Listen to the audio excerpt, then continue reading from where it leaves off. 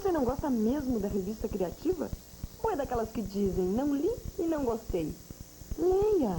Afinal, você é o que você lê. Puxada de freio, começam mais cedo as férias coletivas na indústria. Morre Zósimo, o jornalista que mudou o tom das colunas sociais. Criança sequestrada há 7 anos é encontrada por causa do sorriso. O preço do saber. A maratona para entrar na universidade pesa no bolso dos vestibulandos. Cuidado, certas manias podem virar compulsão. Mania de andar, bem. Adoro andar.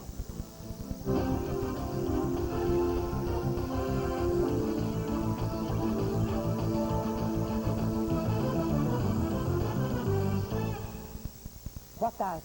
Milhares de trabalhadores entram em férias coletivas esta semana em São Paulo. Com o comércio em marcha lenta e os galpões das indústrias cheios de estoque, muitas empresas decidiram paralisar a produção neste fim de ano. Hoje foi dia de manifestações contra o pacote do governo.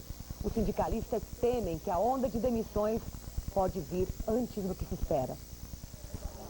As férias forçadas atingem 13 mil metalúrgicos de São Paulo. E já a partir de novembro. Isso é inédito e significa demissões, não em janeiro, mas a partir de já. Na Continental, fábrica de fogões e geladeiras, 240 funcionários foram demitidos. Em São Bernardo, 7 mil metalúrgicos da Ford estão parados desde sexta-feira, dia 14. A paralisação vai até 22 de dezembro, quando começam as férias coletivas até 2 de janeiro. A Volkswagen antecipou as férias de 2.500 operários e reduziu a produção. Desde a semana passada, as máquinas da maior montadora de veículos do país estão funcionando só de terça a quinta-feira. Cada segunda ou sexta sem trabalho representa 2.500 veículos a menos. Os trabalhadores estão recebendo pelos dias parados, mas vão ficar devendo à empresa, num sistema conhecido como banco de horas. Se o período se alonga muito, certamente o déficit ficará muito grande, certamente a empresa chegará à conclusão que ela está com um efetivo maior do que o mercado possibilita e, portanto, fará demissões. A gente tem tentado evitar pensar em demissões a todo custo, mas não posso dizer que não seja um caminho a ser perseguido.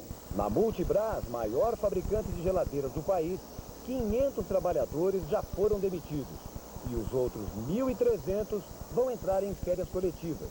É a terceira vez este ano. As pessoas sabem que saem de férias, mas não têm certeza se voltam. Então o clima na fábrica está ruim. Uma união infeliz, consumo alto e pacote fiscal. Um consumidor de Brasília pediu falência. Ele comprou muito e não resistiu às medidas econômicas. Facilidades no pagamento, prestações a perder de vista. José se empolgou com a propaganda e exagerou. Trabalhando como segurança durante o dia e como garçom à noite, comprou a prazo uma TV com videocassete, um som, um armário, um celular e se endividou também com um consórcio de carros e com a compra de um terreno. Muita dívida para pouco salário. E o pior é que depois do pacote ele perdeu o emprego de garçom e a renda caiu de 800 para 400 reais por mês. Era tudo parcelado, né? Então dava para mim levar a vida. Sem dinheiro para as prestações, a única saída encontrada pelo José foi devolver tudo que já havia comprado.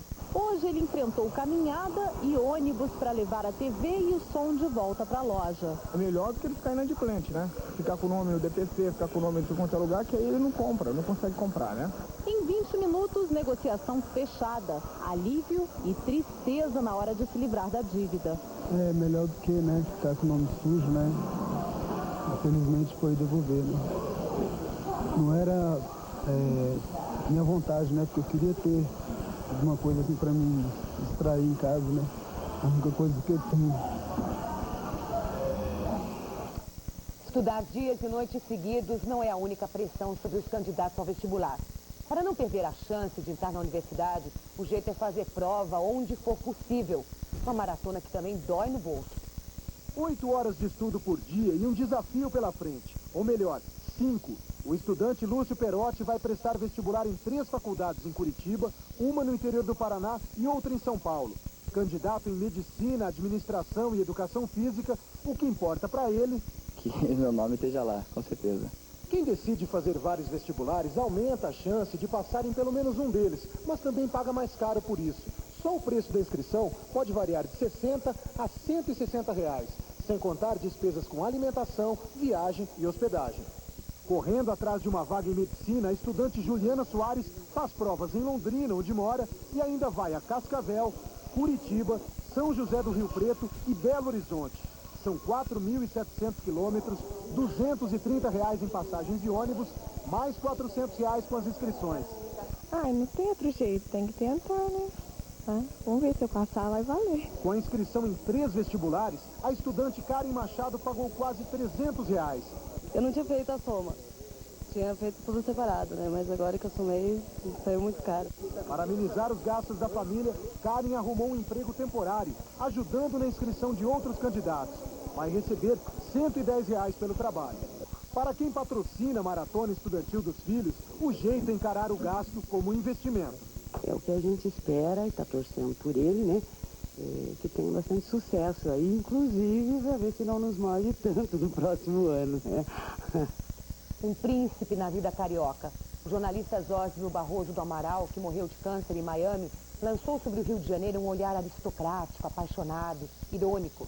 A cidade era um termômetro da vida brasileira que ele retratou em 30 anos de colunismo, com um misto de humor e de vigilância cívica. Como se fosse um inglês de Ipanema e a alegria de viver fosse igual para todos, ele não perdia o humor cáustico. Você iria para uma colônia naturista? Não iria, não. Com medo de dar vexame, de decepcionar a galera. Zósimo começou em 63 como repórter do jornal O Globo. No mesmo jornal assinou a coluna Swan. Em 69, inaugurou no Jornal do Brasil a coluna Zósimo, reproduzida em outros jornais do país. 24 anos depois, voltou para o Globo. O Brasil mudou, trocou de ricos, e Zósimo entendeu o fim da alta sociedade que recebia com refinamento. Ele ironizava. Desde que o mundo é mundo, aristocracia e trabalho são noções incompatíveis. E a coluna se abriu para outras notícias do Brasil. Colonismo social, como você entendia antigamente, colonismo mundano, colonismo de frivolidade, de festas, de jantares, não é mais. Eu acho que desde que as colunas passaram a ser feitas por jornalistas, que esse tipo de colonismo deixou de ser. Mas o estilo de Zósimo continuou o mesmo, lançando gírias, modas e frases. Hoje quase não há mais famílias, só pessoas jurídicas. O novo rico me incomoda muito, mas o novíssimo riquíssimo me incomoda muitíssimo mais. Flamengo doente, Zósimo adorava esporte. Ô Jorge, eu não sabia que você gostava de tênis, agora de boxe eu não sabia. Mas eu gosto de tudo que é esporte. Delicado, cortês, tímido, Zósimo foi 2 vezes preso pelo regime militar. Sentia que faltava boa educação aos brasileiros, especialmente aos bajuladores e aos chatos. Com esses a conversa era difícil. Encaro o chato, deixo-o falar, mas não ouço nada. Queria fazer o leitor sorrir toda manhã ao ler a coluna e planejava escrever um livro quando largasse o jornalismo. Se escrever agora, perco 80% das fontes.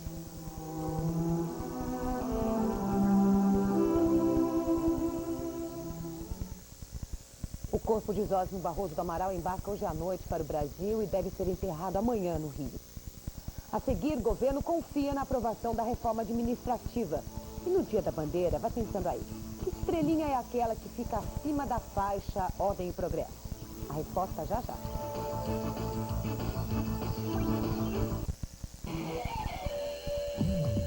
Olha, chegou mais um pra pegar Coca-Cola pra gente. Onde? Ali, cara. Ele foi pra geladeira. Tá me dando uma sede que não dá pra explicar. Ai, Coca-Cola, Coca-Cola. Beleza, vem cá. Chega mais. Tá vindo na nossa direção. Tô nessa. 2. Ele escolheu 2. Uau, preparar a bandeira já. Que sensação refrescante. Vou ficar por aqui um dia inteirinho. Não tem nada igual. Festa da 98 FM, 13 anos de liderança. Xuxa, Raça Negra, Gabriel o Pensador, Molejo, Lulu Santos e uma atração surpresa. Sábado, 17 horas, na Praça da Apoteose. Não perca a Festa da 98 FM, 13 anos de liderança. Grande promoção Olímpicos na Anjo Mal. Quem tem Globo, tem tudo. governo joga tudo na aprovação da reforma administrativa, que deve ser votada hoje em segundo turno na Câmara. A reforma passou apertada no primeiro turno. Mas pelas contas dos partidos aliados, desta vez a vitória está praticamente garantida. No Congresso, o dia começou com explicações sobre o pacote fiscal. Os líderes de todos os partidos participaram da instalação das comissões que vão analisar as medidas econômicas do pacote do governo.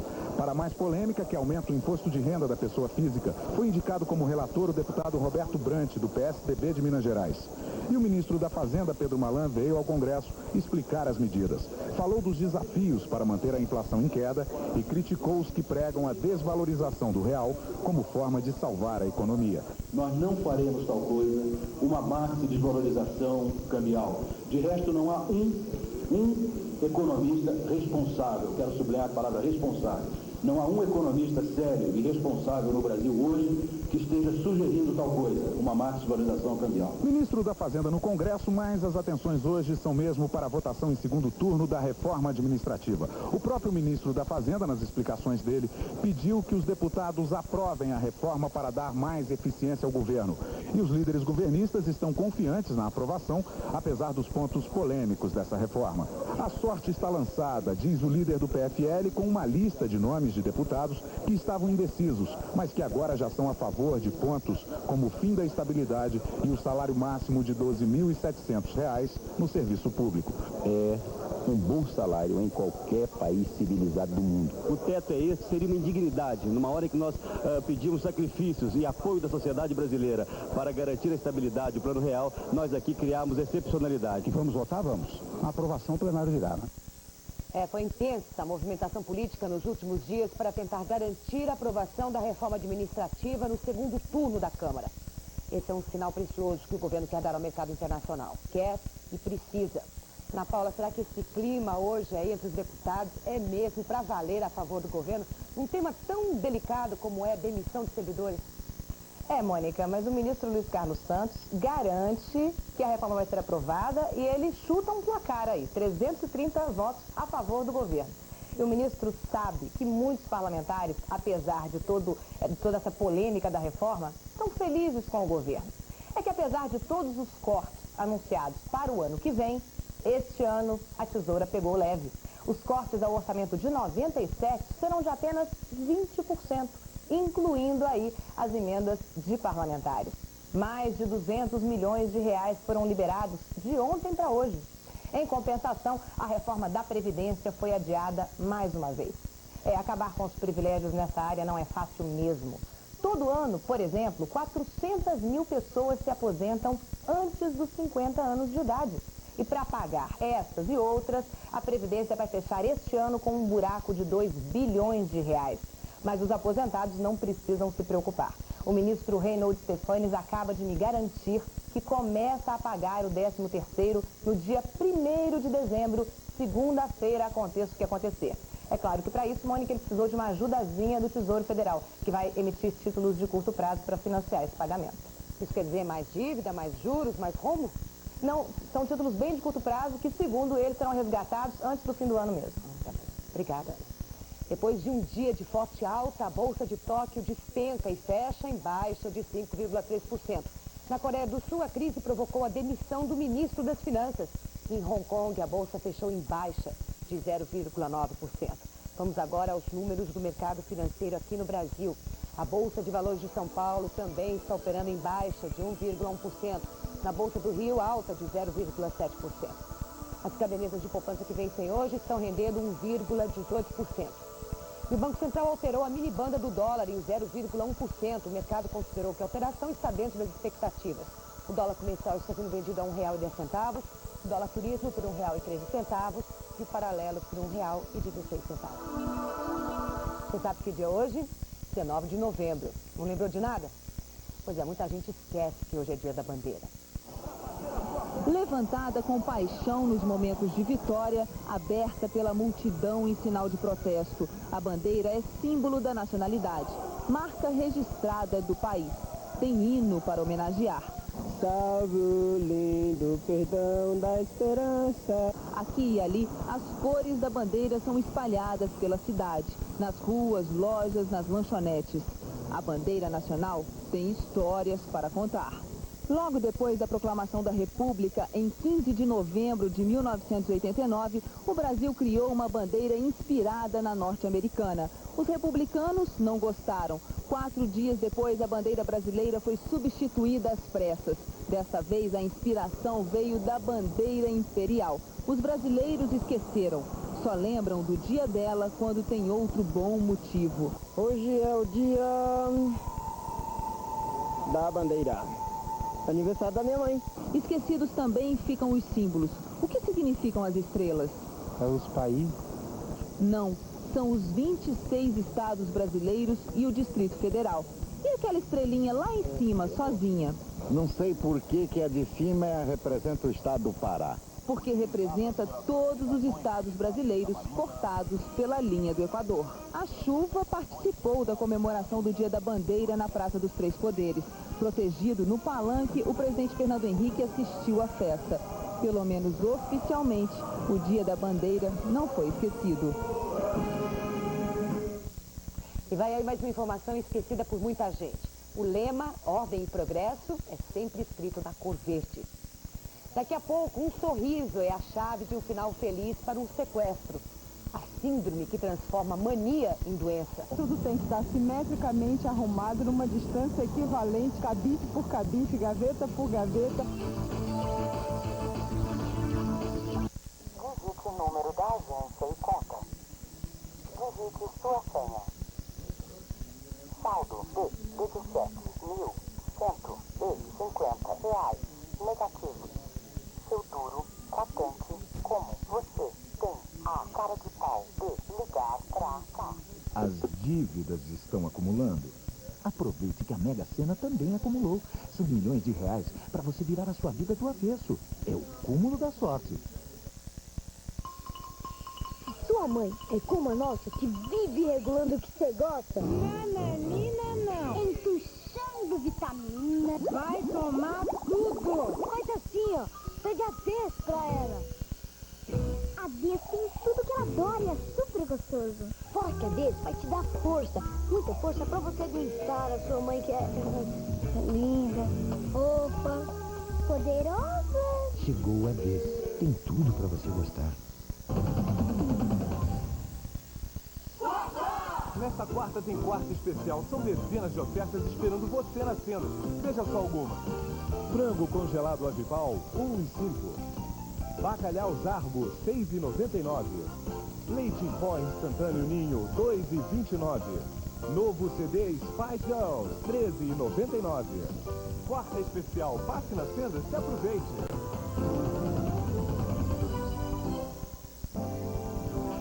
Só na Amil você já tem acesso ao melhor em planos de saúde. Ligue.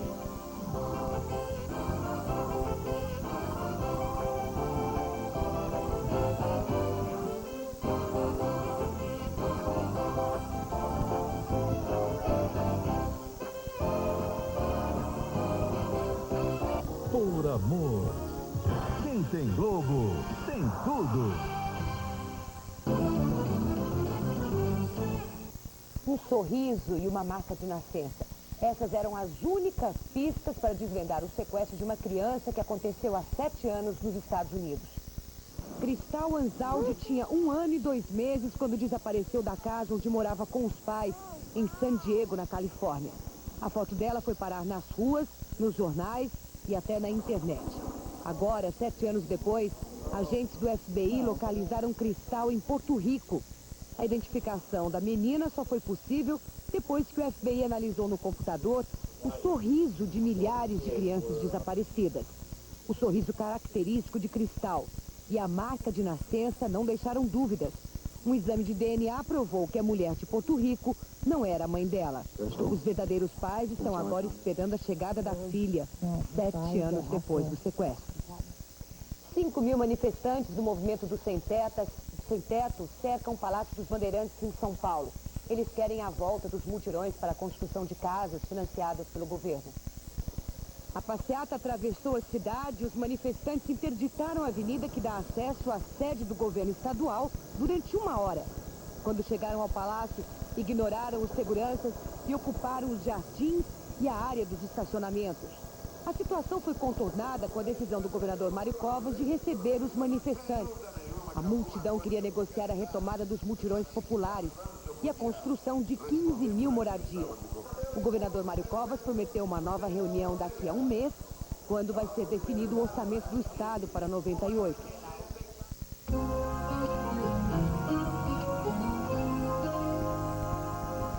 A frente fria que estava parada há 5 dias em São Paulo avança sobre o Rio de Janeiro e Minas Gerais. O encontro com ar quente provoca chuva forte. No Rio, a Avenida Brasil, uma das principais da cidade, ficou alagada. Em alguns bairros faltou luz e os moradores tiveram trabalho para retirar a lama da calçada.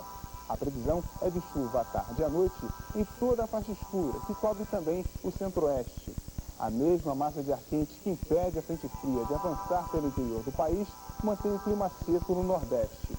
A seca castiga 70% do estado do Ceará. A safra de feijão e de milho está quase toda perdida. A previsão é de sol em toda a região, com chuva rápida e bem isolada no sertão.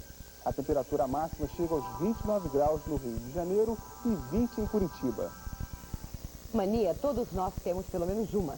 Normalmente são rituais, como o modo de tomar banho, de escolher as roupas, ou checar portas e janelas, seguir o mesmo caminho todo dia. Essas são manias úteis para organizar o nosso dia a dia. Mas quando a mania tira a liberdade, vira uma obsessão, passa a ser uma síndrome que precisa de acompanhamento médico. Qual é a mania que a senhora tem? A mania de andar bem. Adoro andar. Mania de trabalhar, excesso de limpeza. Eu gosto de ter as coisas bem organizadas. Tudo tem que estar simetricamente arrumado numa distância equivalente, cabide por cabide, gaveta por gaveta. Com a mania de andar, Dona Eleonora não para e nem fala o sobrenome. E a profissão? Profissão prendas domésticas. Lava, passa, encera e anda, e anda. Nesse ritmo o tempo vai e as manias ficam. Agora as justificativas. A sujeira, a poluição, transpiração. O trabalho vem desde a época de Cristo. Não sei. É uma forma dele se estruturar internamente. Mas o que você acha que é mania? Meu amor, que ele mandou andar, que é bom. É cada um com sua mania. E enquanto ela for apenas um jeito diferente de ser, tudo bem. O problema é quando essa mania vira obsessão. Uma síndrome que tem nome, se chama TOC, transtorno obsessivo compulsivo. E o que foi mania se torna incontrolável, a ponto de interferir no dia a dia. Se ficar sem o banho? Não consigo nem dormir, não consigo trabalhar, não consigo raciocinar, me coça, me pica. As pressões da vida moderna deixam a gente mais suscetível ao toque ou às manias? Na verdade, elas acabam tornando muitas vezes possível que aquela suscetibilidade que o indivíduo nasceu com ela se manifeste. Ela nunca é a causa. Foi o que aconteceu com o empresário Carlos Marquesano. No momento de crise na empresa, sem que percebesse, o gosto pela mesa de jogo se transformou no pesadelo. Eu me desligava de tudo aquilo que eu deixava da porta para fora. Foram 3 anos de escravidão e 1 de tratamento. Carlos continua com acompanhamento médico, mas já venceu a síndrome. Eu não estou livre do risco de repente, cair em alguma outra coisa, mas eu estou mais alerta. A preocupação com o limite entre mania e síndrome já deu um breque nos exageros de Carlos, aquele das gavetas. Mas eu estou melhorando. E a Dona Eleonora também mostra que quando quer, é capaz de parar com a vida de andança. Cadê? Ah, parou! Falar penal. Sinal, ah, por causa do sinal. Mas o que eu fazia agora?